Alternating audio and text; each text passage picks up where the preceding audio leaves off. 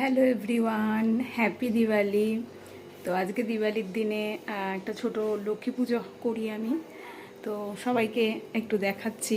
এই যে আমার ঠাকুর মন্দিরে ঠাকুর, আর জাস্ট ছোট করে একটু পুজো করছি। আর এই যে পায়েস তৈরি হচ্ছে, তার সাথে সাথে দেখো তোমাদেরকে দেখাচ্ছি। এই যে সমস্ত ফল টল আনা হয়েছে, এগুলো কেটে রেডি করব।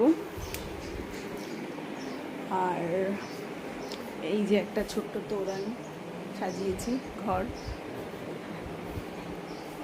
সব থেকে হচ্ছে এটা, দেখো এটা আমার খুব প্রিয়।